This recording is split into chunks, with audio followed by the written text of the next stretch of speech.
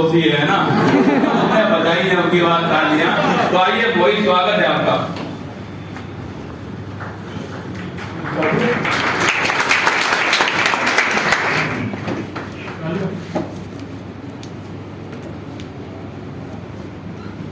Thank you कहना चाहूंगा उत्कर्ष को, जो ये प्लेटफॉर्म मिल रहा है। और यहाँ प्रयागराज में तो आप लोगों का उत्साह देख के मेरे को और डर लग रहा है कि इतना उत्साह मैंने आज तक नहीं देखा। तो प्रयागराज से एकदम कंपटीशन वाली फील आ रही है कि सबसे ज्यादा सिलेक्शन यहीं से होते हैं। तो ये मेरे को महसूस हो गया पहली बार कि हाँ, प्रयागराज वाले मेहनत में कोई कसर नहीं छोड़ते। तो मैं बात करूं बेसिक, तो सीजीएल में मेरा सेकंड अटेम्प्ट था। पहली में मेरा 3 क्लियर हो गया था 1-2 नंबरों से, और फिर मैं मेंस में फेल हो गया। टोटल अराउंड 100 नंबर से मेरा सिलेक्शन नहीं हुआ था। तो दुखी तो वही था कि यार फेल हो गए, पूरा साल खराब होगा। पर लेकिन और कोई रास्ता भी नहीं था, ना कोई जॉब थी ना कुछ, तो करना तो यही था अल्टीमेट कि एसएससी करना है। तो फिर 2-3 दिन आराम से रोए, मतलब थोड़ा दोस्तों को सुनाया कि यार ये नहीं हुआ वो नहीं हुआ, पर एट द एंड कोई हेल्प नहीं करेगा आपकी, करना हमें खुद ही है। तो फिर 2-3 दिन के बाद आराम से मैंने सोचा कि क्या क्या कमियां हैं, उसके बाद उनको रेक्टिफाई करा कि जो भी मेरी कमियां थी, जो भी मेरे वीक पॉइंट्स थे, उन पे काम करा, तब जाके सक्सेस मिली है।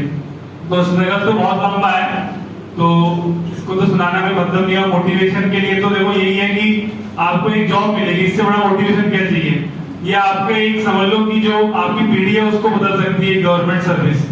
ये आप सब भी मानते हैं, आपके जो भी चाचा के हैं भाई, मतलब बच्चे हैं, उनकी लाइफ आप अच्छी कर सकते हो। ये गवर्नमेंट सर्विस से आप ये कर सकते हो कि आप समाज में कुछ बदलाव कर सकते हो, अपने आसपास बहुत चेंज ला सकते हो। तो ये अल्टीमेट है। तो मोटिवेशन यही है। और साथ में अगला मोटिवेशन है कि कुमार गौरव पेश सर के यहाँ पे आके आपको मौका मिलेगा।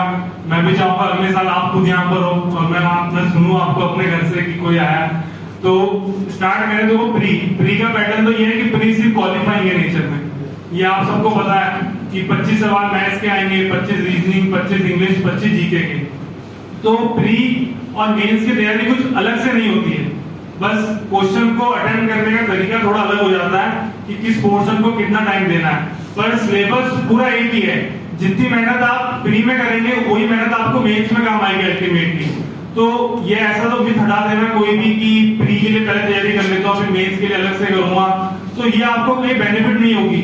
कि बहुत से बच्चे सोचते हैं कि यार प्री तो क्वालिफाई करना है, आराम से धीरे धीरे हो जाएगा, प्री तो क्वालिफाई हो जाएगा, 125-30 नंबर तो चाहिए आ जाएंगे, पर फिर मेंस में बाहर हो जाओगे आप, क्योंकि प्री के बाद मेंस में टाइम ज्यादा नहीं मिलेगा। अराउंड 2 से 3 महीने मिलते हैं, इस बार 2 महीने 15 दिन ही कुछ मिले थे, तो टाइम बहुत कम मिलेगा। तो आपको स्मार्टली खेलना होता है कि जो भी तैयारी होती है ना वो प्री से पहले करनी होती है। जो भी सिलेबस, जो भी पढ़ना है, जीके, इंग्लिश, मैथ, सबके नोट्स आपके तैयार होने चाहिए, बिल्कुल हैंड रिटन नोट्स होने चाहिए आपके खुद के। आप प्रेफर करेंगे तो ज्यादा अच्छा रहता है मार्केट की कंपेयर। मार्केट में बहुत से नोट्स आते हैं, सबके क्लास नोट आते हैं, पर आपके अगर खुद के नोट्स प्रिपेयर्ड हैं तो वो काफी अच्छा रहता है, जल्दी आप याद कर सकते हैं।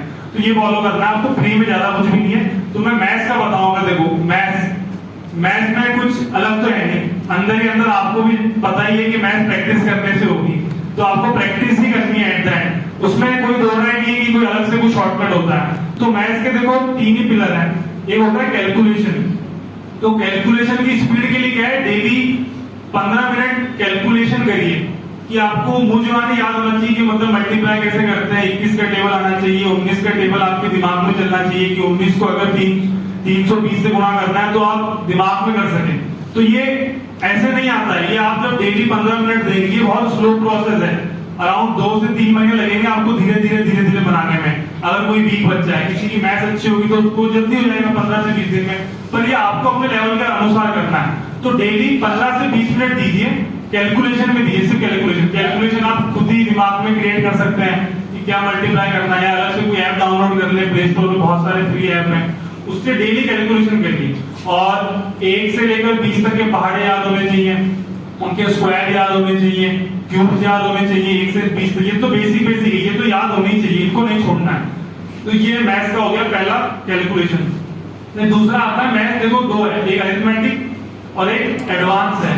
तो ज्यादातर क्वेश्चन अपनी बार देखो अरिथमेटिक के ज्यादा आ रहे हैं, तो आपको पेपर के साथ थोड़ा अपडेटेड रहना है, क्योंकि अरिथमेटिक के सवाल जो होते हैं जो थोड़े कंफ्यूजिंग होते हैं। एडवांस के बहुत ज्यादा हार्ड क्वेश्चन नहीं आ रहे हैं, बहुत बेसिक आ रहे हैं। कि cos 120 की वैल्यू बताओ, cos 150 की बताओ, ये बहुत बेसिक है, ज्यादा नहीं आ रहा। पर अरिथमेटिक में अच्छा खासा रेशियो पूछ रहा है कि ये मिक्सचर है, इसको इसमें मिक्स कर दिया, तो थोड़ा दिमाग लगाना पड़ता है। तो उसमें क्या है, आपका सिलेबस होना चाहिए पूरा, जो भी सिलेबस है, आपके नोट्स है, जो भी आप बनाओगे, परसेंटेज के हो गए, परसेंटेज जैसे बहुत ही बेसिक चैप्टर है, आपको पता होना चाहिए 14 से 2 बटे 7 कितना होता है, 1 बटे 7 होता है, या फिर 7 से 1 बटे 13, ये बिल्कुल दिमाग में होना चाहिए आपके, तभी आपके चलेगा। जब आप धीरे धीरे धीरे धीरे चलोगे, एक सिलेबस को अच्छे से खत्म करोगे, और ऐसा नहीं है कि सिलेबस आप पढ़ रहे हो कि परसेंटेज पढ़ा, प्रॉफिट पढ़ा, तो परसेंटेज भूल गए, उसके क्वेश्चन भी साथ के साथ लगाने हैं, कि डेली टारगेट रख लो कि मैं 20 से 30 क्वेश्चन लगाऊंगा, ताकि क्या है वो दिमाग में चलेगा कि सिलेबस बहुत बड़ा है, कि कहीं मालूम चला कि सिलेबस खत्म करते करते, कोचिंग करते करते पहले वाला बिल्कुल जीरो ही हो गया, तो कोचिंग और आपकी मेहनत का कोई मतलब नहीं रहेगा, क्योंकि फिर आपको 6-7 महीने उसी में आके आपका समय खराब होगा। तो कोशिश करिए कि रिवीजन पे फोकस रखें। लाइक अगर आप 4 से 5 घंटे में कोचिंग कर रहा है, तो घर जाके 5 से 6 घंटे खुद को दे, सेल्फ देने आपको। अब बहुत से लोग क्या होता है, 4-5 घंटे कोचिंग पढ़ ली तो उसको भी काउंट करते हैं कि आपको मैं 4 से 5 घंटे पढ़ लिया। कोचिंग में पढ़ने से नहीं होगा, उस कोचिंग में जो पढ़ा उसको घर जाके रिवीजन करना पड़ेगा, उसको इंप्लीमेंट करना पड़ेगा, तभी जाके आपकी ग्रोथ होगी। क्योंकि तैयारी करके बहुत से लोग बैठे हैं, पिछले 4-4 साल से बैठे हैं, 5-5 साल से कर रहे हैं। अब सोचो आपका कंपटीशन उनसे है, आपका कंपटीशन उनसे नहीं है जो नए बच्चे आ रहे हैं। जो नए बच्चे आ रहे हैं उन्हें तो खुद ही कुछ नहीं पता, उनका कंपटीशन किससे है, जो तैयारी कर चुके हैं। मेरे जैसे भी बहुत सारे होंगे जो वापस देंगे एग्जाम, किसी की रैंक कम है, सोच लो कि तुम्हारा कंपटीशन किन लोगों से है। तो आपको अपनी मेहनत में कोई कमी नहीं छोड़नी है। ये अराउंड 8 से 9 महीने की मेहनत है। 8 से 9 महीने जो आप मेहनत कर लोगे ना, आपके हाथ में कमांड आ जाएगी। फिर आप कोई भी एग्जाम में टैकल कर सकते हैं, कि रेलवे हो गया, बहुत से एग्जाम होते हैं, अगर मैथ्स रीजनिंग आए तो वहां पे आपका एक अपर हैंड रहेगा। तो उसको अच्छे से करना है, इंटरेस्ट लेके पढ़ना है कि हाँ यार मैं परसेंटेज पढ़ रहा हूँ, आज लाभ हानि पढ़ रहा हूँ, इंटरेस्ट लेके पढ़ना है। इसको जोर नहीं देना कि यार ये क्या है, क्या सब पढ़ रहा हूँ, कहाँ काम आएगा, फालतू बातों में डिस्कस नहीं करना है। अपना जो भी आपका पीयर ग्रुप है, दोस्तों का ग्रुप है, वहां पॉजिटिव लोग रखें कि जो आपको आगे पुश करेंगे। ऐसा नहीं कि वो आपको डाउन कर रहे हैं कि यार तेरे से नहीं होगा, अब तो प्री में सिर्फ 15 दिन ही बचे हैं, अब क्या करेगा, अब तो अगले साल देखेंगे। ऐसा नहीं करना है। जो अबकी बार भी दे रहे हैं, जिनका नेक्स्ट टाइम भी है, उनको मेहनत अभी से करनी पड़ेगी। आपकी प्री में भले तैयारी ना हो, पर प्री जरूर दें, उससे आपको एक आइडिया तो बैठेगा कि एग्जाम में किस तरह प्रेशर को कैसे हैंडल करना है, कैसे नहीं करना है। तो मैथ्स का इतना ही है, कैलकुलेशन लगाते रहें और ये अपना बेसिक सिलेबस खत्म करें, और टीसीएस बेस्ड क्वेश्चन पे फोकस रखना है। तो टीसीएस बेस्ड आपको पता है ना, पिछले 4 से जो 5 साल के पेपर हुए हैं, उनके क्वेश्चन के ऊपर ज्यादा फोकस करना है। ऐसा नहीं जो पिछले 20 साल के थे, पिछले 20 साल के क्या है, बहुत सिंपल थे, वो इररिलेवेंट हो चुके हैं। तो जो लेटेस्ट अभी पिछले 4 से 5 सालों के क्वेश्चन है, उस पर बहुत ज्यादा फोकस करना है। जितना हो सके उसी को मल्टीपल टाइम लगाएं, 4 बार, 5 बार, 6 बार लगाएं, कि दिमाग में आपके क्वेश्चन रट जाना चाहिए। क्योंकि एग्जाम में क्या है, क्वेश्चन आएगा वही, बट डेटा चेंज होगा। अब आप लोग क्या करते हैं, वहां पे जाके क्वेश्चन पढ़ते हैं, फिर सोचते हैं, इतने में वही क्वेश्चन को 2 मिनट लगा देते हैं, और जब तक एक क्वेश्चन 30 सेकंड में नहीं होगा तो आपको पता है कि टाइम की किल्लत रहेगी आपके। तो एक क्वेश्चन 30 सेकंड के अंदर तो होना ही चाहिए, कि आपको भी पता है, जो भी दे चुका होगा 1-2 बार अटेम्प्ट, उसको पता होगा कि टाइम कितना कीमती है एसएससी में। अगर 2-3 सवाल भी आ गए हार्ड, तो आपका गेम खत्म है उनके चक्रों में। तो मैथ्स के लिए यही है, कैलकुलेशन कुछ लगाएं, कैलकुलेशन जो प्रैक्टिस करनी है, सिलेबस खत्म करना, डेली रिवीजन करते रहना। और उसके बाद आता है नेक्स्ट इंग्लिश। तो इंग्लिश का बहुत से लोगों में डर रहता है कि यार इंग्लिश है तो क्या है, ये जस्ट लैंग्वेज है। एक लैंग्वेज की तरह आप कुछ सीखने में हैबिट डालोगे ना, तो आपको आएगी। आप अपने आसपास भी नॉर्मल लोगों से इंग्लिश में बात करो, जो आपका पीयर ग्रुप है। ऐसा मत सोचो कि वो हंसी मजाक बनाएंगे, 1-2 दिन बनाएंगे, ढंग से नहीं बोल रहे हो, रोज का गलत इस्तेमाल कर रहे हो, पर एट द एंड आपको सीखने से मतलब है। जो भी आप पढ़ रहे हो उसको थोड़ा इंग्लिश में सोचो 15-20 मिनट, कि कुछ भी सोच सकते हो आप, एनीथिंग, बस सोचना है आपको। तो इंग्लिश में क्या है, 3 चीजें होती है जो मैं मानता हूँ इंपॉर्टेंट। पहला ग्रामर है, सेकंड वोकैबुलरी, और थर्ड आता है कॉम्प्रिहेंशन पार्ट। तो तीनों पे जब आप एक्सपर्टीज लोगे ना अपना भारत, तब जाके आपका मेंस में अच्छा स्कोर आएगा। तो अल्टीमेट एम क्या है, मेंस में अच्छा स्कोर करना, अच्छी पोस्ट लेना, प्री क्वालिफाइंग है। तो ये कैसा है ग्रामर। तो ग्रामर के लिए देखो बेसिक रूल्स होते हैं जो भी चैप्टर वाइज बनते हैं। तो मैंने अपने नोट्स बना रखे थे पूरे के पूरे जो भी थे, तो मैं उसी को मल्टीपल टाइम रिवीजन करता था कि यार ये बन गया, नाउन के नोट्स बन गए, उसको रिवीजन कर लो। अगला मैंने प्रोनाउन पढ़ा तो पीछे से फिर नाउन का रिवीजन कर दिया, अगला एडजेक्टिव पढ़ा तो प्रोनाउन का रिवीजन कर लिया। ये बार बार रिवीजन करना है। ये दिखते आसान है रूल, पर जब आप एग्जाम में बैठोगे, जब आप ऑप्शन देखोगे तो कंफ्यूज हो जाओगे कि यार इसका ए लगाऊं कि डी लगाऊं। कि आपको एकदम एग्जैक्ट आना चाहिए, प्रिसाइज। किसका आंसर यही होगा। तो जब आप बार बार रिवीजन करोगे तब जाके आपके दिमाग में ये फीड होगा चीजें। ऐसे नहीं होगी कि एक दो बार जस्ट टीचर से पढ़ लिया हो गया, टीचर ने पढ़ा दिया उनका काम खत्म होगा। आपका काम है आप कितनी बार रिवीजन करते हो, आप कितनी बार करते हो, और साथ में कुछ स्टैंडर्ड बुक को आप देख सकते हैं और कॉन्सेप्ट के लिए। तो ये करना है ग्रामर में, इसके साथ प्रैक्टिस भी करनी है। जो ग्रामर के क्वेश्चन है उनको भी करना बहुत जरूरी है। तो वो कहाँ से करोगे, वो प्रीवियस ईयर क्वेश्चन ही लगाने हैं आपको। प्रीवियस ईयर क्वेश्चन लगाओगे या फिर जो आपको क्लास में शीट्स मिलेगी वो लगानी है। जो क्वेश्चन नहीं है उसको सोचना है कि क्यों नहीं आया, टीचर से पूछो, अपने दोस्तों से पूछो, ग्रुप पे पूछो कि क्यों नहीं आ रहा है। ऐसे ही होगा। फिर आए वोकैबुलरी। तो वोकैबुलरी तो मैक्सिमम लोगों को पता है कि प्रीवियस ईयर की करनी है, क्योंकि मैक्सिमम प्रीवियस ईयर की वोकैबुलरी पूछ रहा है एसएससी जो भी 15 से 20 साल के अंदर आई है। तो बच्चे क्या करते हैं, बच्चे भागते हैं नई वोकैबुलरी के लिए, द हिंदू पढ़ना स्टार्ट करते हैं, कॉपी बनाते हैं, पर एग्जाम में वो वोकैबुलरी आनी नहीं है। एग्जाम में आएगी जो पिछले 15 से 20 साल में वोकैबुलरी एसएससी पूछ रहा है, उसी को मल्टीपल टाइम रिवीजन करो, जितना हो सके मल्टीपल टाइम। मैं तो अराउंड शायद 10-12 बार मैंने उनसे गो थ्रू कर लिया होगा, तब जाके याद हुई है। जो एक बार में याद नहीं होती, 3 बार में उनको अंडरलाइन कर लो, ताकि एग्जाम टाइम पे क्या है जल्दी रिवीजन हो जाएगा। तो वोकैबुलरी के लिए ये मल्टीपल टाइम करना है, जितनी बार हो सके रिवीजन करो, आंखों से फेरो बस, क्योंकि एग्जाम में 4 ऑप्शन होंगे तो ऑप्शन एलिमिनेट हो जाते हैं। ऐसा नहीं होगा कि चारों ऑप्शन बहुत ही क्लोज देगा कि बिल्कुल ही आदमी को समझ में नहीं आएगा कि चारों में से क्या है। बस वोकैबुलरी का यही है, मल्टीपल टाइम प्रीवियस ईयर पे फोकस रखना है।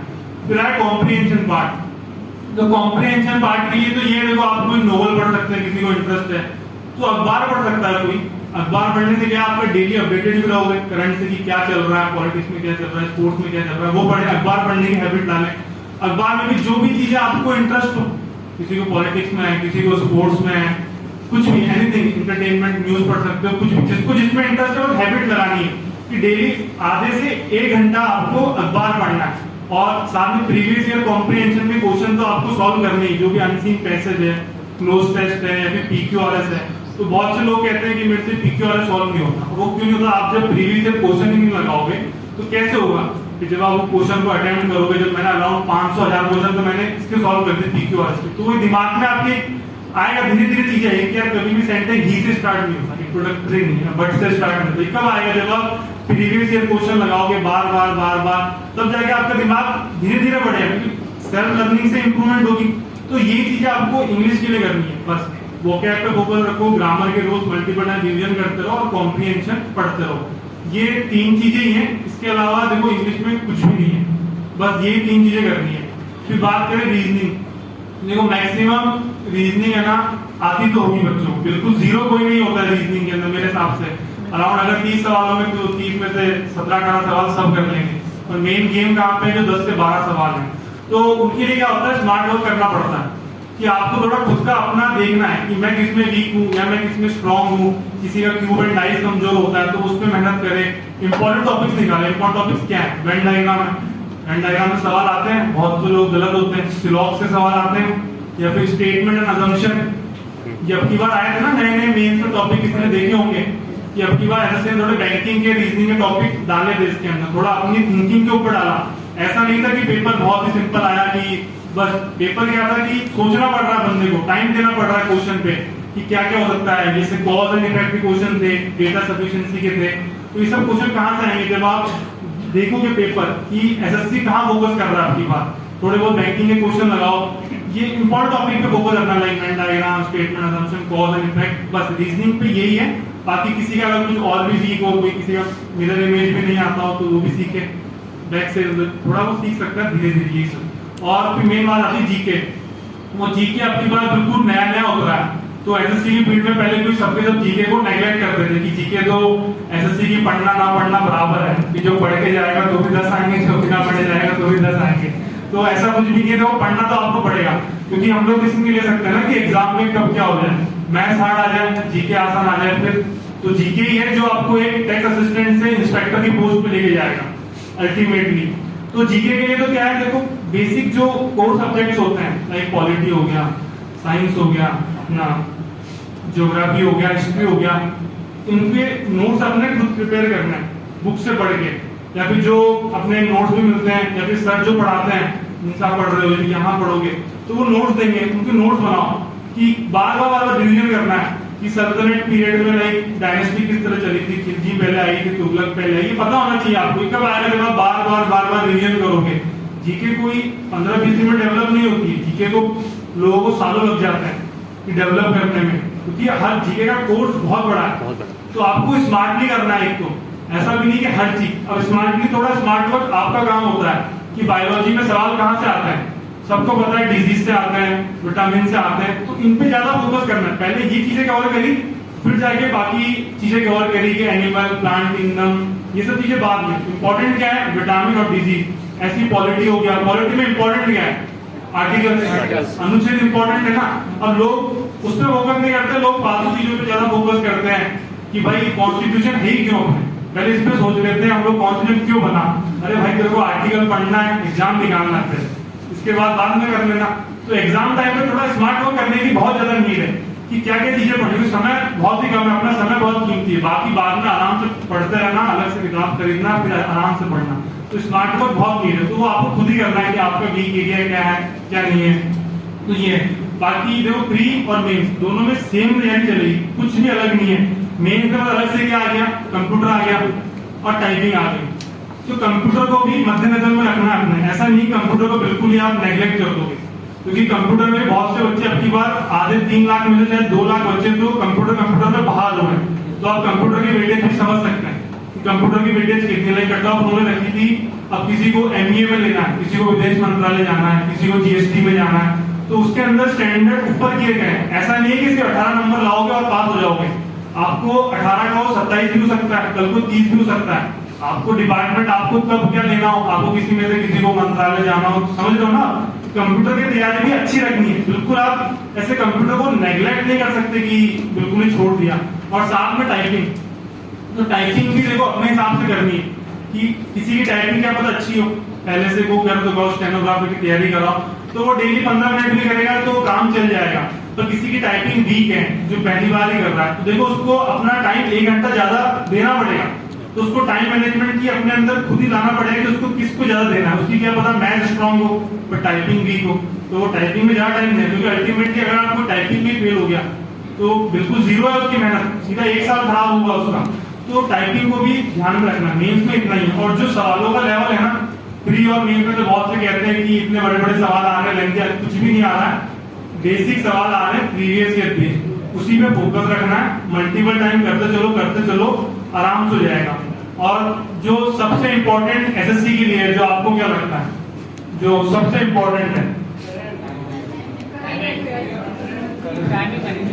सबसे इंपॉर्टेंट है मॉक लगाना।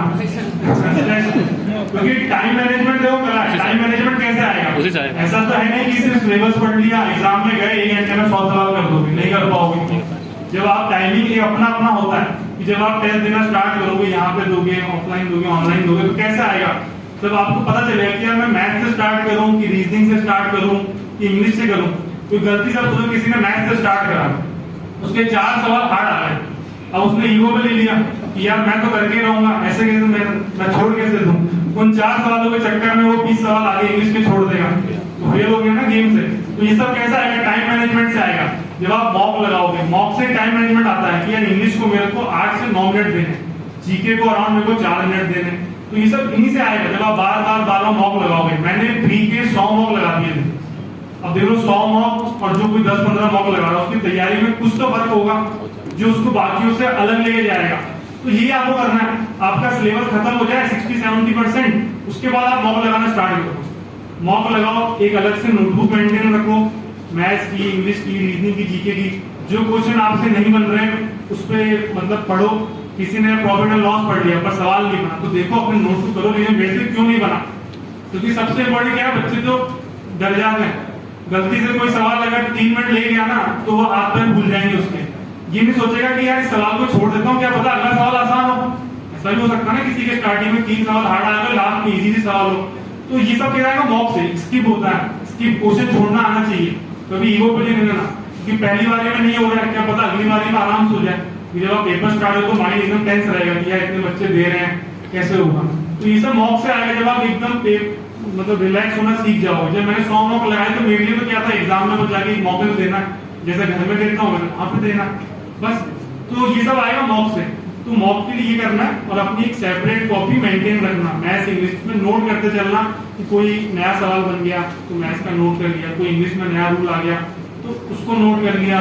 तो ये सब चीजें नोट करते रहेंगे। तो ये बहुत धीरे धीरे प्रोसेस है, तो आपका आराम से हो जाएगा, टाइम लगेगा पर हो जाएगा, इतना मेरे को बिलीव है कि आप मेहनत में कोई कसर मत छोड़ना। देखो या आपको पता है कि आप मेहनत कर रहे हो नहीं कर रहे हो, जब रात को सोने जाओगे तो अंदर से आवाज आएगी कि यार आज अच्छी नींद आएगी। अब जो टाइम वेस्ट करेगा तो उसका तो देखो पता ही है, करता ही रहेगा, अगला अटेम्प्ट फिर आ ही रहा है 24 में देगा। तो आपके लिए है कि आपको जो करना है इसी में करना है, अच्छे से करना है, मतलब अपने आप को एकदम झोंक दो कि मैं भी कोई चीज करता रहा तो एकदम जिद्दी टाइप ना हो कि मेरे को कोई चीज करनी है तो मतलब करनी ही है, मुझे आज मैथ्स की 200 सवाल लगाने हैं तो मतलब लगाने हैं, फिर मैं भले खाना छोड़ दूंगा आज का दोपहर का जब तक वो मेरा काम नहीं होगा। तो इसी तरह आपको बनना है कि कोई गोल सेट कर लिया तो मेरे को हासिल करना है वो चीज, चाहे कितना भी टाइम लगे। तो जब तक तोड़ोगे नहीं, जब तक छोड़ना नहीं है, ये चीजें आपके मतलब गांठ बांध दो कि मार्केट में कंपटीशन बहुत ज्यादा है तो आपको तैयारी में रहना है। और बाकी देखो स्ट्रेस बीच बीच में आएगा कि किसी के मॉक में नंबर नहीं बढ़ रहे, कम आ रहे हैं, कुछ कुछ होंगे, मेहनत करेंगे तो 120 से 130 वाला टारगेट होता है ना कि बच्चा उसी में रुक जाता है, तो टाइम लगता है, धीरे धीरे धीरे धीरे बढ़ेगा। एक टाइम आएगा जब आप 180 भी करोगे 200 में से और मेंस में भी अच्छे परफॉर्म करोगे। तो बस धीरे धीरे धीरे धीरे ग्रेजुअली करते रहो, बस रुकना नहीं, कक्षों की तरह चलते रहो, अल्टीमेटली आप वहां पे पहुंच जाओगे। बीच में स्ट्रेस आता है तो मतलब मेडिटेशन कर लो, डेली 5-10 मिनट कर लोगे तो माइंड फोकस रहेगा, फोनों से थोड़ा दूर ही रहोगे तो फायदेमंद है।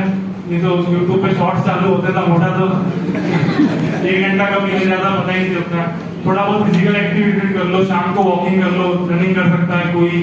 बाकी अपने घर वालों के कॉन्टेक्ट में रहो कि कुछ भी दिक्कत हो किसी को तो उनसे शेयर करो, अपने टीचर से करो। बाकी पॉजिटिवली रहो, बी पॉजिटिव, सिलेक्शन हो जाएगा आराम से। और जो भी आपकी बात सीजीएल 23 दे रहे हैं अभी वाला, तो 10 दिन ही बचे हैं, अराउंड 14 जुलाई से है, तो उन सबको मेरी तरफ से तो ऑल द बेस्ट है कि अच्छे से कहना। जो 24 में दे रहे हैं वो अभी से धार में लग जाए, उसका वेट नहीं करें कि कब नोटिफिकेशन आएगा और तब मैं चालू होऊंगा, तो कभी भी उसका वेट नहीं करना है कि नोटिफिकेशन आया फिर मैं स्टार्ट करूंगा। तैयारी आपके पास टाइम है, अभी 1 साल है जो अगले साल का दे रहा है, तो अच्छे से 6 महीने कोर्स को पूरा कर ले, उसके बाद अगले 6 महीने अपने सेल्फ के ऊपर दे पूरा का पूरा, तो आराम से 24 में क्रैक कर लेगा। और जो 23 में दे रहे हैं उनका मैक्सिमम तो हो ही गया होगा, बाकी काम रहे जो दे रहे हैं अच्छे से होगा आपका पेपर। बाकी ऑल द बेस्ट जो भी दे रहे हैं। और एट द लास्ट मैं उत्कर्ष से जुड़ा तो ये कोचिंग नहीं लगी मेरे को, मेरे लिए तो एकदम फैमिली लाइक है कि बिल्कुल कंटेंट में कोई कमी नहीं, मेरे को एकदम मतलब वो रखा है कि कुछ भी गाइडेंस हो मेरे को चाहिए, कोई क्वेश्चन नहीं आ रहा तो मैं टीचर का तो माथा